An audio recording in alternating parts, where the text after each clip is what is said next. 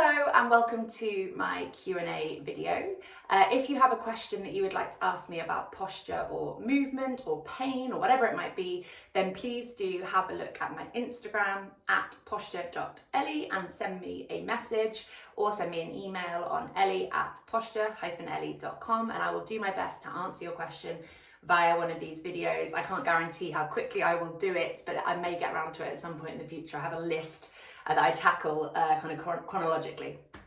Today's question is about scoliosis. So I think the person had just written scoliosis, discuss, but I will slightly reframe it into probably what I think the person is saying, which is, why do we have scoliosis and what can we do about scoliosis? So scoliosis, for those of you who don't know, is a deviation of the spine. This may be a rotation of the spine like this, or it may be a lateral sort of flexion of the spine. So you see some people where they have scoliosis where it kind of goes in this plane of movement, and then you have some people where it's in this like transverse plane of movement, which is rotation. So just deviation of the spine. We want a straight spine that can move in all sorts of directions, but for many people they are locked in this kind of rotation.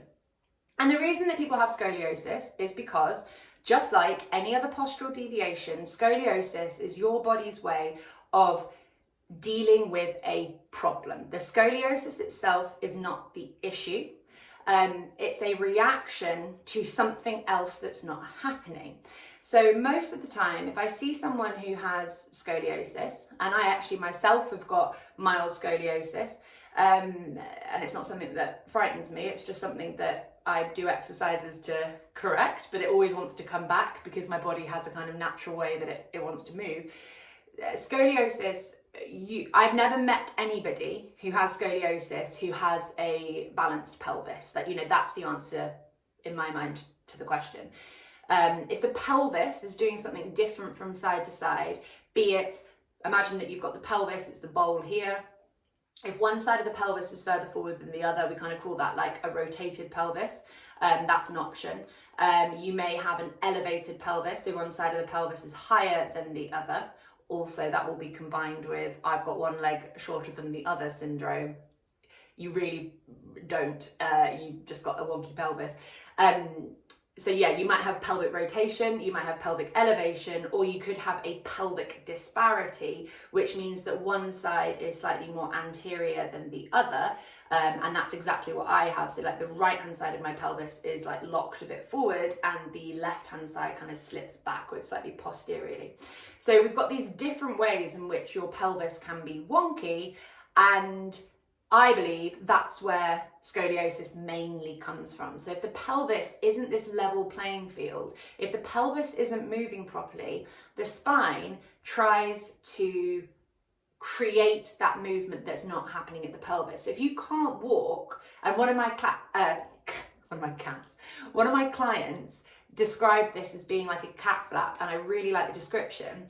When we walk, our pelvis is supposed to move forwards and backwards, anterior, posterior, sort of in conjunction with our feet and our legs, and it's kind of like this flapping movement. But you will see that lots of people cannot move their pelvis like that. They do not have this forward backwards movement, imagining the cat flap being the legs. So what happens is their pelvis kind of bounces around from side to side. They might be locked with this pelvic elevation, and their upper body is trying to balance itself out because the foundations below it are unstable and wonky. So because your body tries to kind of balance itself around your eyes, it wants you to keep your eyes on the horizon and keep this all in alignment and making sense. The spine will contort to keep your head as balanced as it can be, and I think that's where most of this rotation comes from. So it's kind of, we've got this pelvic and hip problem, and I'll come to that in a second. We have this pelvic and hip problem, a lack of symmetry there, which creates this contortion of the spine to help your brain and your eyes stay level so that you can do your daily business. So for scoliosis, often there's a lot of work that needs to be done initially to reduce the compensation that's going on in the body. So for some people, they can have scoliosis for like 50 years or something like that, and they are super, super tight. Their body has got so rigid to try and protect them because movement isn't safe for their body anymore. because they are so sort of like contorted, you can't just go straight in at the pelvis and the hips for that person, because you'll be trying to unlock the puzzle too far down the chain. There's too much other stuff going on top. So initially you'll find that you'll be working at kind of loosening up the scapula, the shoulder blades a little bit. You'll be looking at some gentle like thoracic mobility, thoracic work to get rid of some of the tension at the top, and then you'll start kind of working your way down the chain until you get to what is probably going to be the crux of the issue, the pelvis and the hips. I said I'd briefly touch upon the hips as well. I do also find people who have scoliosis where it's a lack of rotation within the hip socket. So that's separate to the pelvis. The pelvis is one thing and it has a bunch of different ranges of movement, and the hip is another thing that has a bunch of different ranges of movement. If your hips, the femurs within the hip sockets, if they are not rotating internally and externally, or flexing and extending, abducting, adducting, if they can't move within that hip joint correctly, again, the upper body will try and kind of stabilize and get that rotation and movement by putting it into the spine. So if you can't twist your hip within the socket correctly, you might find that your spine starts twisting to give you the rotation that you're not getting at your hips. And to feed that down the body, that could also be the case for the ankles and the feet as well. So you might have a scoliotic reaction further up the chain because you've got stiff feet. It really does depend on the person, but I would say in my experience, it's generally a pelvic hip issue.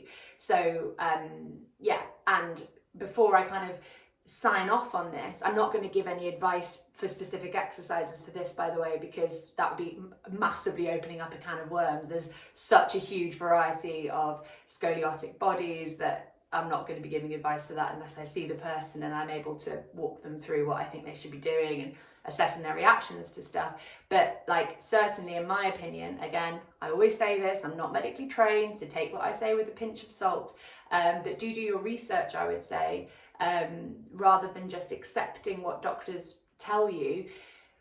I would not want to be getting my own spine pinned or stuck in place. That's what I'll say out loud.